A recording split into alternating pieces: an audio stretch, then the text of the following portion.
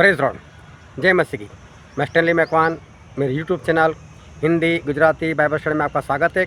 मेरे चैनल को आज अभी इसी वक्त आप सब्सक्राइब कर लीजिए और परमेश्वर के ज्ञान में आप बढ़ते जाओ। बुलाए हुए तो बहुत है, लेकिन चुने हुए बहुत कम है। क्या आपका चुनाव हुआ है? क्या परमेश्वर चुनाव करते हैं? और परमेश्वर चुनाव करते हैं तो किस तरह से चुनाव करते हैं? परमेश्वर के चुनाव में कौन आ सकता है?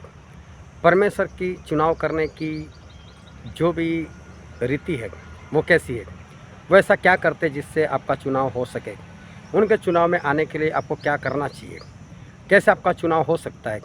वो सब कुछ जानने के लिए मेरे साथ लगातार इस वीडियो में अंत तक बने रहो।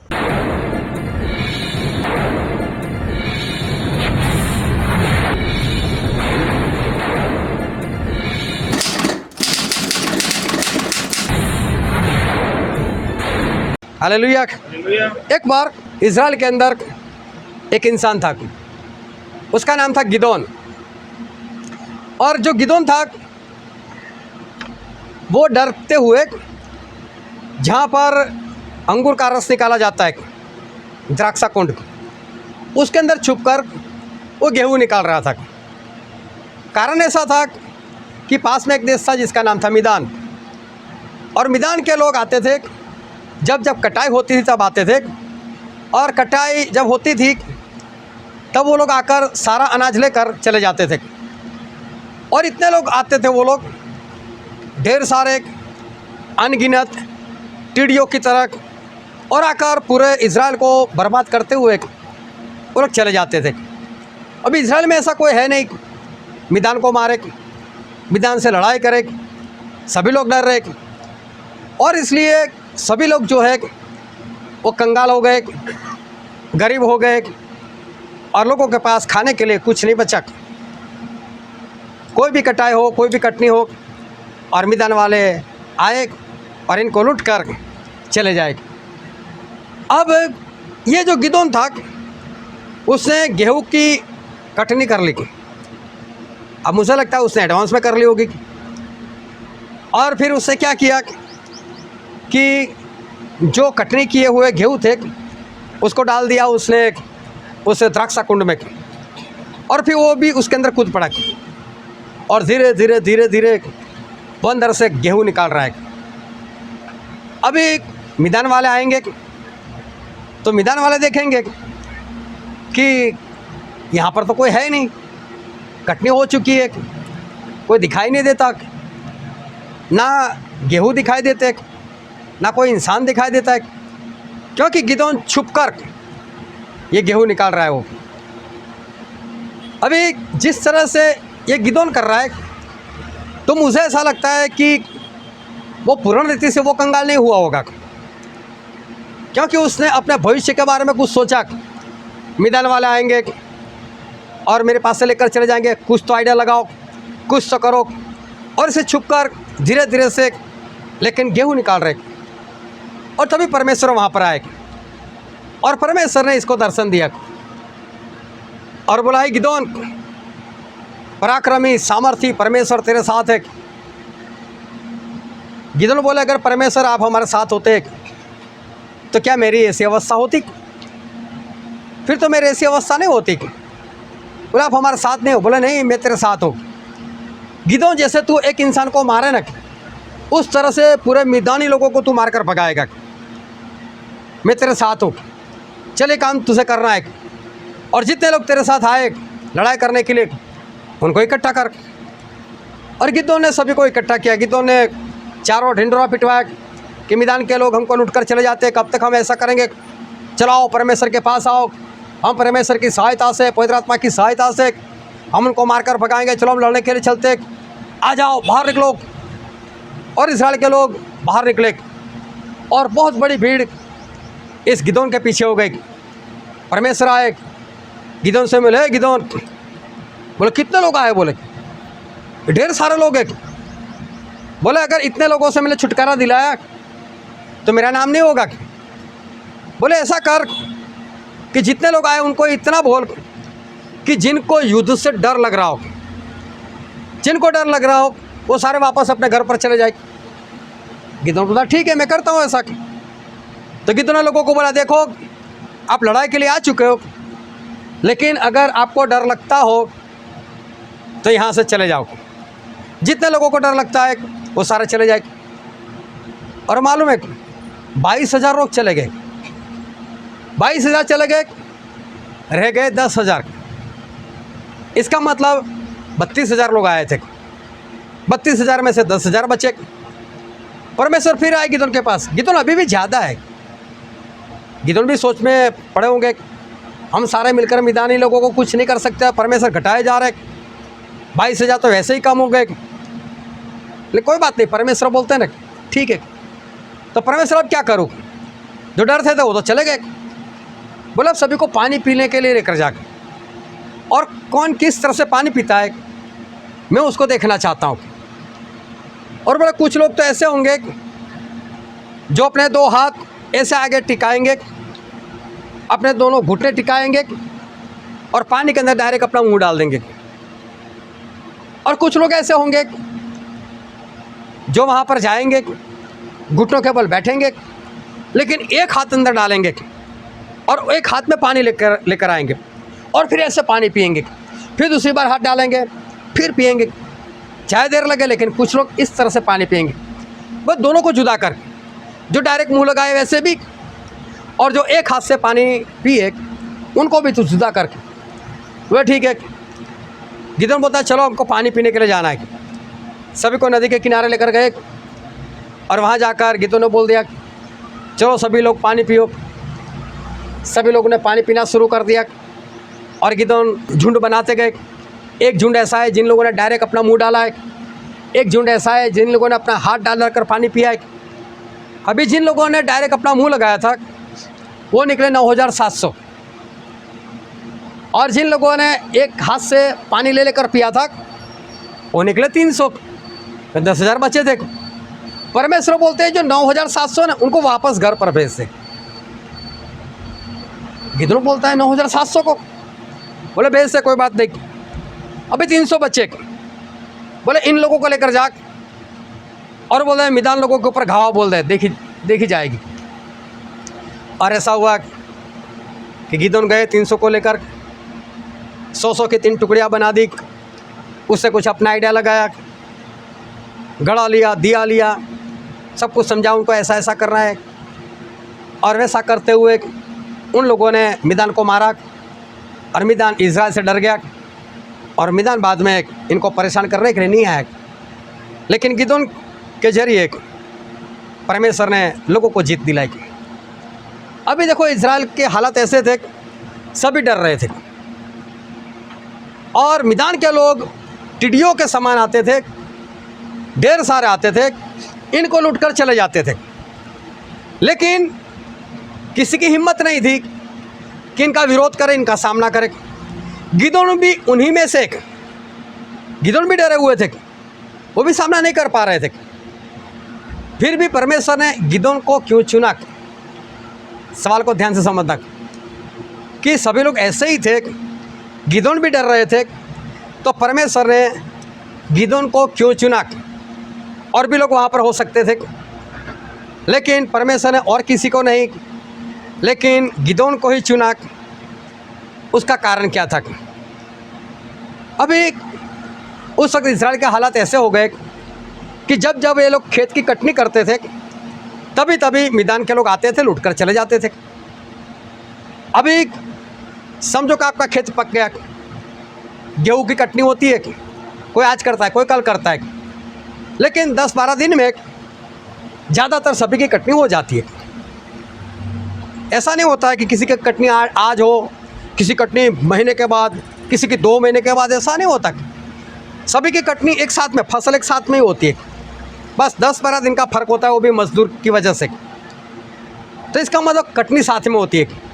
तो मिदान के लोग क्या करते थे, उनको टाइम मालूम था, गेहूँ कब पकते हैं, चावल कब पकते हैं, जो भी अनाज है कब पकता है, उनको मालूम था, इसलिए वो लोग उसी वक्त आ जाते थे। अभी क्या हुआ कि सभी लोग कंगाल हो गए, क्योंकि मिदान के लोग आकर लूटकर चले जाते थे। लेकिन परमेश्वर ने गिदोन को चुना, गिदोन भी उन्हीं में से, वो भी डरे हुए थे, वो भी सामना नहीं कर पा रहे थे। लेकिन परमेश्वर को चुना क्यों? क्योंकि गिदोन के पास कुछ समझ थी, गिदोन के पास कुछ अकल थी। गिदोन ने क्या किया कि ऐसे वक्त पर वो कट्टी कर लेते थे फटाफट कि जब मैदान के लोग आए नहीं होते, और उनसे पहले कटनी कर कर गेहूँ छुपा कर वो द्राक्षा के कुंड में छुप जाते थे। चाहे मजदूरी ज़्यादा करनी पड़े, वक्त ज़्यादा जाए, लेकिन धीरे धीरे गेहूँ निकाल कर वो अपने घर में रखते होंगे। मतलब उनके पास खाना पीना, जिस तरह से वो काम कर रहे, उनके पास खाना पीना पूरा होना चाहिए। तो उनके अंदर एक समझ थी कि जब हालात ऐसे है, भूखा नहीं मरना है तो कुछ तो करना पड़ेगा। हालेलुया। जब हालात ऐसे होते तो इंसान के अंदर इतनी समझ होनी चाहिए, कुछ करना पड़ेगा। ये सभी लोग तो ऐसे ही बैठ रहे थे, और जब कटने का वक्त था तब बाहर निकलते थे, और मैदान के लोग भी आ जाते थे। सभी लोग रोने लग जाते हैं, मार मार कर लूट कर चले जाते हैं, मार मार कर लूट कर चले जाते हैं। लेकिन फ़ायदा क्या? जब हर बार ऐसा होता है तो इतनी तो अकल तुम्हारे अंदर होनी चाहिए, लेकिन वो अकल इनके अंदर नहीं थी। तो एक कारण तो परमेश्वर का ये था गिदोन को चुनने का, कि गिदोन के पास कुछ समझ थी और वो अपने भविष्य की फिक्र करते थे कि भविष्य में क्या करना है, हालात ऐसे है तो बचने के लिए क्या करना चाहिए। देखो, परमेश्वर ने ऐसा बोला है, क्योंकि ज़्यादातर विश्वासी लोगों को वो सब मालूम है, कल की चिंता मत करो। तो लोगों को कल की चिंता करना है, कल की चिंता करनी है। परमेश्वर ने मना किया कि बस आज में जियो। लेकिन परमेश्वर ने कब बोला, क्यों बोला, किस बारे में बोला, उसको भी तो सोचो थोड़ा। अभी आपकी जॉब लग गई, आपने 30 दिन काम किया, तब 31वें दिन आपको तनख्वाह मिलेगी, और वो तनख्वाह कितने दिन की थी? 30 दिन की। उस तनख्वाह आपको कितनी चलानी है? 30 दिन चलानी है। परमेश्वर ने आपकी चिंता कितनी दूर कर दी? 30 दिन की।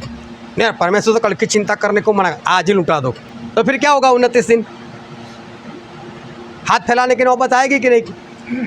फिर लोग परमेश्वर को, परमेश्वर आपकी वजह से हुआ, आपने बोला कल की चिंता मत कर दो, मैंने तो आज ही खर्च कर दिया। वो मेरे भाई, तो तुझे समझ भी तो होनी चाहिए। वो समझ नहीं है इंसान को। परमेश्वर ने उस वक्त ऐसा बोला, क्या खाएंगे और क्या पिएंगे और क्या पहनेंगे और कहाँ पर रहेंगे, रोटी कपड़ा मकान, इसकी फिक्र मत करना। ऐसा परमेश्वर ने बोला। बोले कहा आकाश के पंछियों को देखो। आकाश के पंछियों की बात की ना वहाँ पर। आकाश के पंछियों को देखो, ना बोते हैं ना काटते हैं, फिर भी अच्छे घर में रहते हैं, और उनको सब कुछ मिलता है, तो आपको क्यों नहीं मिलेगा? लेकिन मैं बोलता हूँ, आकाश के पंछी स्वर्ग में जाएंगे? उनके पास आत्मा है क्या? तो वो स्वर्ग की चिंता करेंगे? तो परमेश्वर ऐसा कुछ बोला है वहाँ पर कि स्वर्ग की फिक्र मत करो, बस स्वर्ग तो कल आने वाला नहीं, उस दिन देख लेना। आज तो जैसा ऐसे जीवन जियो। जब पता ही है कि मैदान वाले आ रहे, जब पता है हमारे में से कोई सामना करने वाला है नहीं, पता है कि वो हमको मारकर लूट कर चले ही जाएंगे, तो कुछ तो करना चाहिए। जब आप मेहनत करो 3-3 महीने तक, खाद डालते हो, बीज डालते हो, हल चलाते हो, मेहनत करते हो, तो क्या मैदानी लोगों के लिए? तो फिर कुछ तो करो उसको बचाने के लिए। चाहे सामना मत करो, छुप कर कुछ तो करो। ऐसा नहीं कि हम बैठे रहे और कुछ हो जाए, लेकिन बाकी के लोग बैठे रहे, और बैठे रहे मतलब फसल आने तक तो काम पूरा किया, बैल की तरह, गधे की तरह मजदूरी की। लेकिन गधे को कहाँ मालूम है, इतना बोझ में उठा कर लेकर जाता हूँ, पैसा देने वाला मुझे नहीं देने के लिए आने वाला, वो तो मालिक को देगा। बैल को नहीं मालूम मैं कितना काम कर रहा हूँ, पैसा तो मालिक लेकर चला जाता है। उसको तो ऐसा है मुझे अच्छा अच्छा खाने को मिलता है, बस बात ख़त्म। इस तरह से मजदूरी मत करो। और गिदोन इस बारे में वो चौकन्ने थे, वो सावधान थे, वो देख रहे थे कि मुझे मेरा अनाज है वो बचाना है। फिर दूसरी बात ये थी कि जब गिदोन ने इतने लोगों को इकट्ठा किया, 32,000 लोग आ गए, और जब बोला कि जो डर रहे हो वो वापस चले जाए, तो देखो 22,000 लोग चले गए। इसका मतलब क्या होगा कि गिदोन ने सभी को इकट्ठा किया होगा, चलो बाहर निकलो, आ जाओ बाहर, लड़ने के लिए जाना है। कौन कौन आएगा? सभी लोग डर रहे, तो डर के हमारे किसी ने हाथ नहीं उठाएगा, ए तुम डर रहे हो, हमारे परमेश्वर सामर्थ्य है, वो राजाओं के राजा, प्रभु के प्रभु, मैं नहीं डरता, आप लोग डर रहे हो, कौन आएगा मेरे साथ? और फिर किसी ने हिम्मत की हो, यार कोई हाथ नहीं उठा रहा है, धीरे धीरे ऐसे करते रहे, हाँ ए सही साथ उठाओ, हाँ मैं आऊँगा मैं आऊँगा मैं आऊँगा। अभी बाजू वाले ने देखा मेरी तो इज्जत जाएगी, चलो मैं भी हाँ बोल देता हूँ, मैं भी आऊँगा। फिर जोश बढ़ता गया, 32,000 लोग आ गए। एक बार फिर परमेश्वर हो, जो डरता है वापस चला जाए। अभी गीतों ने बोला जितने डरते हो वापस, अभी देखो वापस जाने में भी बेइज्जती तो है, जोर लगाकर है सो आ तो चुके थे, अभी वापस कैसे भागे? लेकिन किसी ने देखा इज्जत जाए तो जाए, जान तो बचे, कल की बात कल देख लेंगे, अपनी जान तो बचा ले, मर गए तो। एक ने धीरे से कल्टी मारना शुरू कर दिया, दूसरा भागा, तीसरा भागा, 22,000 लोग भाग गए। अभी 10,000 बचे। अभी देखो लड़ाई करने के लिए निकले और डर रहे। अभी देखो ज़्यादा मात्रा किन लोगों की थी? डरने वाले लोगों की। 32,000 में 22 लोग तो डरने वाले। अभी समझो कि आप सेनापति हो, ऐसे 32,000 को लेकर जा रहे हो जिसमें 22,000 डर रहे, और आप भागो इधर, करो हमला, और पीछे मुड़कर सब भागने लगे तो आपकी हालत कैसे होगी? ओ 22,000 तो और 10,000 को भी भगा कर लेकर जाएंगे, और इतना ही नहीं आपको भी भागना पड़ेगा। अभी लड़ाई करने के लिए निकले तो कुछ तो अंदर होना चाहिए, डरपोक थे। परमेश्वर बोलते नहीं चलेंगे। अभी 10,000 है, बोलो कोई बात नहीं, इनको पानी पीने के लिए कर जाओ। अभी देखो लड़ाई तो है ही, एक मैदान के लोग आ चुके, इनको भी वहाँ जाकर मारना है, बस धावा बोल देना है, उससे पहले पानी पीना है। अभी देखो हम यहाँ पर बिंदास से बैठे, हमें यहाँ पर किसी बात का डर नहीं, बिंदास से बैठे, ना कोई आएगा ना कोई हमको कुछ बोलने वाला है। लेकिन समझो ऐसा डर वाला माहौल हो तो हम कैसे डर कर बैठेंगे? और अगर ऐसा है कि हमको मारने के लिए कोई 50 लोग आने वाले और हम भी उनको मारने वाले, हमारे पास भी सारे हथियार मौजूद है, हम भी हमला करने वाले, और ऐसी हालत में मालूम है चौकन्ने रहना पड़ेगा। आप ऐसे मैसेज सुनोगे लेकिन बार बार पीछे देखोगे, आए तो नहीं, अभी आए तो नहीं, ऐसे बैठना पड़ेगा। अभी यहाँ पर ये लोग लड़ाई करने के लिए निकले, हथियार रख दे एक और, दोनों घुटनों के बल नीचे आ गए, हाथ भी नीचे रख दिया और डायरेक्ट कुत्ते की तरह मुंह मार दिया पानी के अंदर, और बिंदास से पानी पी ले। उनको ये नहीं मालूम दुश्मन आ गया तो, आकर हमको मार दिया तो, बिल्कुल बेपरवाह और बेपरवाह लोग। लेकिन बाकी के 300 लोग कैसे निकले? एक हाथ में शस्त्र, एक हाथ में शस्त्र और एक हाथ में ऐसे पानी पी रहे, चारों ओर देखकर, आ तो नहीं गए, आ तो नहीं गए, पूरे चौकन्ने। और परमेश्वर देखा यही लोग हैं, बोले जा इन 300 को लेकर जा, और 300 को लेकर मार। हमें भी शैतान और शैतान के लोगों के साथ हमें भी लड़ाई करनी है। अंतिम दिनों में हमें भी तो बने रहना है, हमें भी तो स्वर्ग में जाना है। तो हमारा हाल कैसा होना चाहिए? अगर हम भी बेपरवाह हो, हालेलुया, तो फिर हमारा क्या होगा? पिछले दिनों में जब अंकलेश्वर में मीटिंग हुई थी, एक बात हमने सीखी थी। कोई बता सकता है वो बात क्या थी? आखिरी बार अंकलेश्वर में जो 3 साल क्या? हाँ हाँ, हमारे पास ज़्यादा से ज़्यादा कितना वक्त है?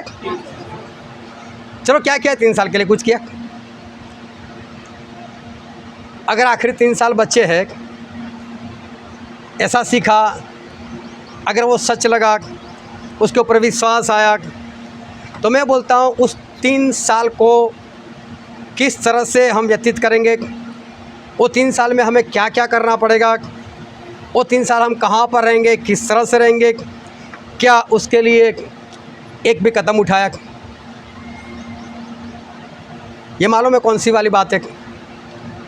ये वही इज़राइल लोगों वाली बात है, जो 9,700 लोग थे ना बेपरवाह, ऐसी बात है।